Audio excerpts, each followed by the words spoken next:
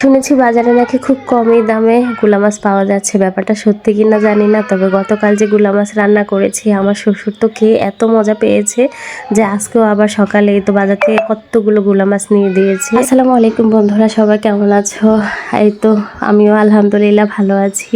সকালবেলায় সকাল সকাল কতগুলো গুলা মাছ নিয়ে দিয়েছে। আমার শ্বশুর ফোন করে বলছিল শাশুড়িকে যে গুলা মাছ নাকি অনেক কম দামে পাওয়া যাচ্ছে। আর গুলা মাছগুলো দেখতে দেখো সবগুলোর পেটে ডিম আছে, কিন্তু এদিকে মাছগুলো তো আমার ফুফশাশুড়ি কুটে দিচ্ছে। প্রথমে তরকারি রান্না করেছিলাম আর তরকারি রান্না শেষে এখন আমি এই তো গুলা মাছটা বসাবো। ভাবলাম তো আপনাদের সাথে রেসিপিটা শেয়ার করি। প্রথমে কিন্তু কড়াইতে আমি তেলটা দিয়ে দিয়েছি, আর তেলটা কিন্তু আমার পরিমাণ মতো আমি দিয়েছি, কারণ যতটুকু মাছ রান্না করব ওই হিসেবে তেলটা দিয়েছি। আর এই তো পেঁয়াজ কুচিও দিয়ে দিলাম। পেঁয়াজ কুচিগুলো ততক্ষণ নাড়বো যতক্ষণ না লাল হয়। তো আজকে লাল করতে গিয়ে একটু বেশি লাল হয়ে গেছে, একটু অন্যমনস্ক হয়ে গিয়েছিলাম, পেঁয়াজগুলো একটু হালকা পুড়ে গেছে। তো তাড়াহুড়ো করে ওটার মধ্যে আমি এই তো টমেটো দিয়ে দিলাম আর হালকা একটু পানি দিয়ে দিয়েছি। তো আমার পরিমাণ মতো এখানে আমি এই তো লবণ, হলুদের গুঁড়া, মরিচের গুঁড়া দিচ্ছিলাম, লবণ দিয়েছি এই তো চা চামচের আধা চামচ, আর হলুদের গুঁড়া দিয়েছি এই তো 1 চামচের থেকে অল্প একটু কম। অনেকে আছেন আপনারা যে হলুদ মরিচ তরকারিতে কম খান, কিন্তু আমরা কিন্তু এরকম না। যতক্ষণ না তরকারি কালার না হবে ততক্ষণ কিন্তু তরকারিতে হলুদ মরিচ দিতে হবে। অনেক সময় রান্না বসানোর পরও কিন্তু যদি কম মনে হয় তখন আবার আরেকটু দিই।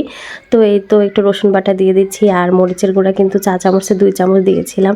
আমরা সবাই ঝাল খেতে পছন্দ করি, তো একটু ঝাল না হলে ভালো লাগবে না, যেহেতু এটা গুলা মাছ। হলুদ মরিচ দেওয়ার পর এটাকে এখন ভালো করে কষিয়ে নেব। আর কষাতে কষাতে কিন্তু যখন পানিটা শুকিয়ে যাবে তখনই কিন্তু আমি এর মধ্যে মাছটা দিব। এই তো মাছগুলো কুটে কিন্তু সুন্দর করে ধুয়ে নিয়ে আসছে। এখন বেসিনে আমি আরেকটা ধোয়া দেব। তো মাছের পেট থেকে দেখুন কতগুলো ডিম হয়েছে, ওইটাই আমি আপনাদেরকে দেখাচ্ছিলাম।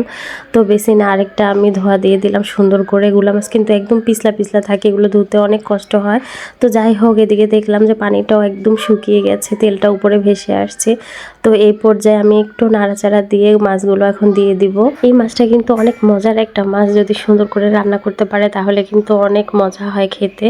তো এই তো মাছ দেওয়ার পর আমি ভালো করে আরেকটা নাড়াচাড়া দিয়ে এখন হালকা একটু কষিয়ে নেব। বেশি কষাতে যাব না, নয়তো ভেঙে যাবে। তো এই তো দেখো মাছটা কষানোর সময় কিন্তু অনেকখানি পানি বের হয়ে আসছে। এই পর্যায়ে খুন্তি দিয়ে আমি হালকা একটু নাড়াচাড়া দিয়ে তো মাছের মধ্যে কিন্তু পরিমাণ মতো ঝোল দিয়ে দিয়েছি। আর লাইটের কারণে কিন্তু মাছের কালারটা এমন দেখাচ্ছে, রান্না শেষে কিন্তু মাছের কালারটা অনেক সুন্দর দেখাবে, আমি আপনাদেরকে দেখাবো।